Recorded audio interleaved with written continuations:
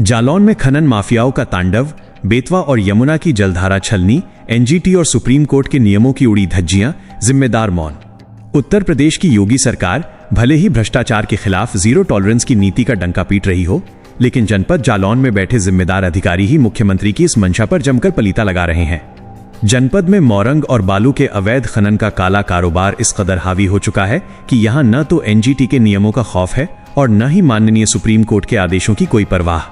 आलम यह है कि तरीबुल्दा और सिमरा शेखपुर दिवारा जैसे बालू घाट अवैध गतिविधियों के सबसे बड़े गढ़ बन चुके हैं, जहां अधिकारियों की दिखावटी और आकस्मिक जांच के बावजूद माफियाओं के ऊंचे रसूख के आगे कानून बौना साबित हो रहा है।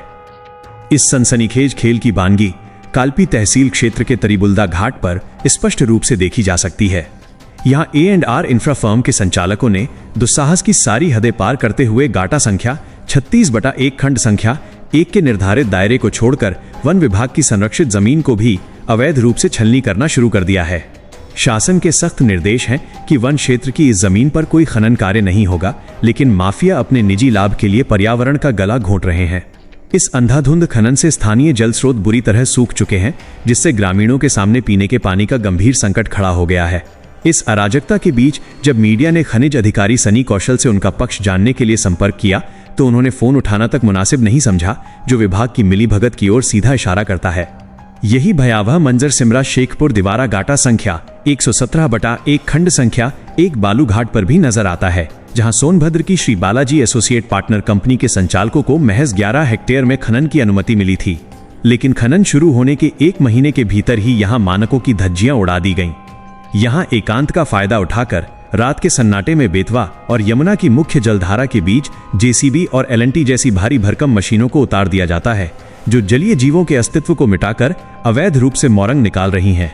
माफियाओं ने प्रशासन की आंखों में धूल झोंकने के लिए यमुना किनारे से सीधा पाल गांव के यमुना पुल तक एक वैकल्पिक रास्ता बना लिया है, ताकि ओवरलोड ट्रक CCTV कैमरों और धर्मकांटों की नजर में आए बिना सीधे कानपुर देहात की सीमा में प्रवेश कर सकें। स्थानीय ग्रामीणों का तो यहां तक आरोप है कि अवैध खनन पर पर्दा डालने के लिए उनके खेतों की ओर जाने वाले रास्तों पर घाट संचालकों ने प्रतिबंध लगा दिया है और विरोध करने पर उनके बंदूकधारी गुर्गे किसानों को जान से मारने की धमकी देते हैं।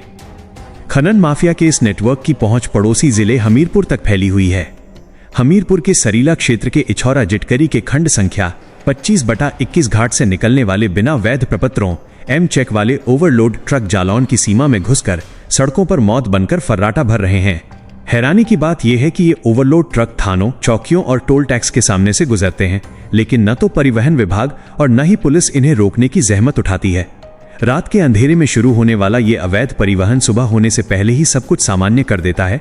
किसानों की कई शिकायतों के बावजूद प्रशासन के कान पर जूं तक नहीं रेंग रही है। अधिकारियों की यह आपराधिक चुप्पी न केवल सरकारी राजस्व को हर दिन करोड़ों की चपत लगा रही है, बल्कि उत्तर प्रदेश सरकार के सुरक्षित और भ्रष्टाचार मुक्त प्रदेश के दावों को भी सरेआम चुनौती दे रही है। अब देखना यह होगा कि इन अवैध तरीके से मोरंग खनन करने वाले कारोबारियों पर कब और कितनी कठोर कार्यवाही होती है, या फिर शासन प्रशासन का कथित संरक्षण इसी तरह बरकरार रहेगा। ये तो आने वाला वक्त ही बताएगा।